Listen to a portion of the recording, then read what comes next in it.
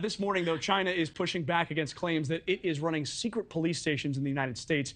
And this follows the arrest of 2 Chinese nationals in New York. Do you remember when we covered something like this a few weeks ago, maybe a month and a half ago? And it was like sounding like a comic book storyline. I mean, both people are accused of running a secret police station in Manhattan, helping to intimidate critics of Chinese government.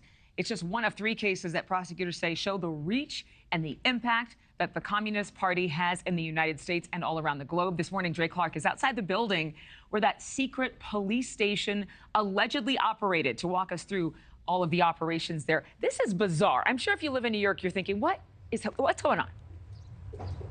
Yeah, a lot of people definitely sort of mesmerized by what's happening here in the Chinatown section of Lower Manhattan. But when you see that building here behind me, 107 East Broadway, it looks like just another ordinary office building. But federal investigators say inside there was an entire floor set up for an illegal secret police station run by the Chinese National Police. It is the first one discovered by the FBI anywhere in the U.S. And inside, investigators say they found evidence of Chinese espionage or spying, as well as other illegal security operations.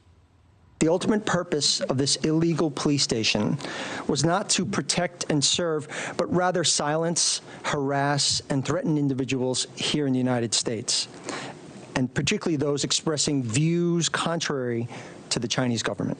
The FBI arrested 2 men, Lu Jingwang and Chen Jingping, charging them with conspiring to act as agents of the Chinese government and obstructing justice. They were arraigned in federal court on Monday. Investigators say the men first started operating the secret police station last year, along with several other co-conspirators, and they were taking their orders from China's Ministry of Public Safety. Investigators say the men used the front of establishing a legit nonprofit to run the illegal operation. The FBI raided the station last October, but was not able to recover a lot of information because the men destroyed their communications after learning of the FBI investigation. These defendants did China's bidding in secret while acting under the direction and control of an MPS official in China. A separate criminal complaint says more than 30 Chinese Ministry of Public Safety officers were charged with using fake social media accounts to intimidate Chinese dissidents living in America. The 34 people, all believed to be living in China, are allegedly part of an elite Chinese government task force. The group's only purpose is to locate Chinese dissidents around the world and then try to silence them for criticizing the Chinese government.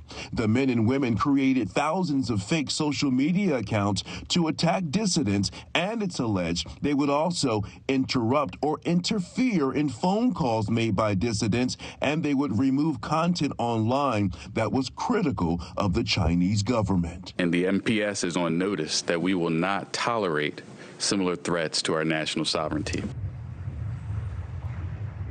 And similar illegal Chinese police stations have also been found in other places around the world. Last year, FBI Director Christopher Wray expressed concern that the Chinese government was setting up these stations all across the U.S., not just to spy on Chinese dissidents, but also to collect possibly information on the U.S. government. This is the first one they found so far, but there could be more. Adrienne? Thank you for watching. Go to newsnationnow.com to find NewsNation on your television provider. And don't forget to click the red subscribe button below to get more of NewsNation's fact-driven, unbiased coverage.